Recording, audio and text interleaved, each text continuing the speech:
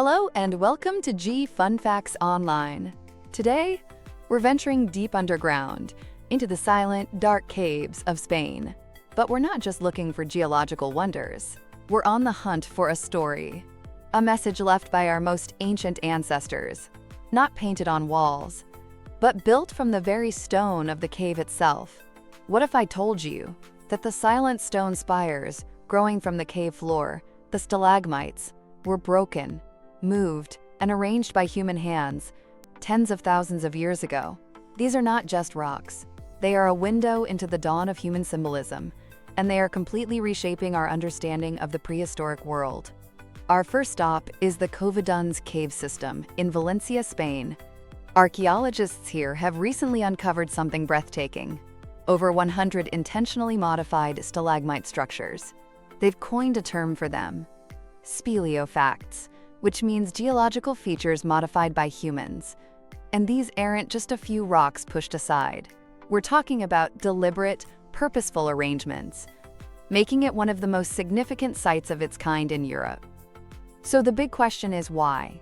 What were our ancestors doing? Some researchers suggest a practical purpose.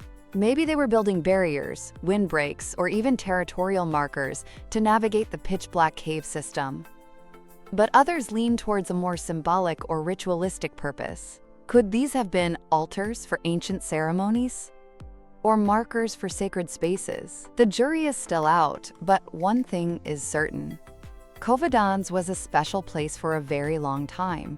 It also happens to host the largest collection of Paleolithic rock art on Spain's eastern Mediterranean coast, with incredible 24,000-year-old paintings of horses and aurochs.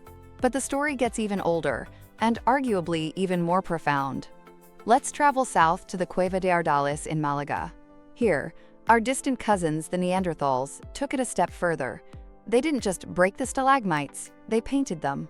Using high-tech analysis, scientists have confirmed that red ochre pigments found on these cave formations were splattered and blown onto the surface by Neanderthals at least 64,800 years ago.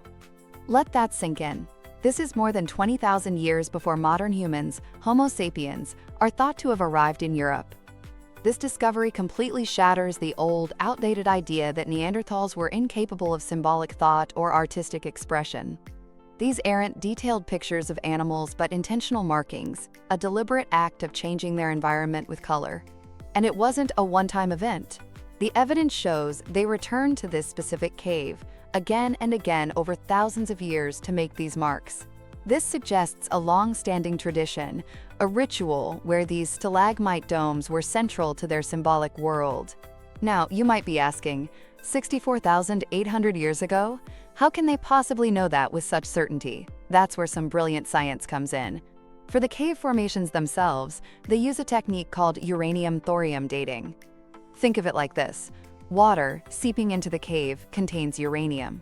When that water deposits a thin, clear layer of calcite over a pigment or on a broken stalagmite, it traps the uranium, and an atomic clock starts ticking.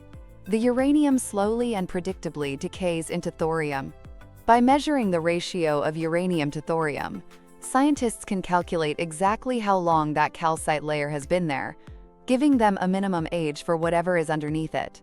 It's a powerful tool that lets us put a timestamp on these incredible finds from the deep past. So what does all of this mean? From the arranged structures in Cova to the painted domes in Ardales, and even linking to other finds like the astonishing 175,000-year-old stalagmite circles built by Neanderthals in Francis Bruniquel Cave, a new picture is emerging. Early humans, both Neanderthal and sapiens, were not just surviving in caves, they were interacting with them, shaping them, and imbuing them with meaning. The deep, dark, subterranean world was a canvas for their rituals, their social gatherings, and their symbolic thoughts. They transformed the slow, patient work of nature into expressions of their own minds, leaving us a legacy in stone that forces us to rethink the very origins of art, religion, and human culture.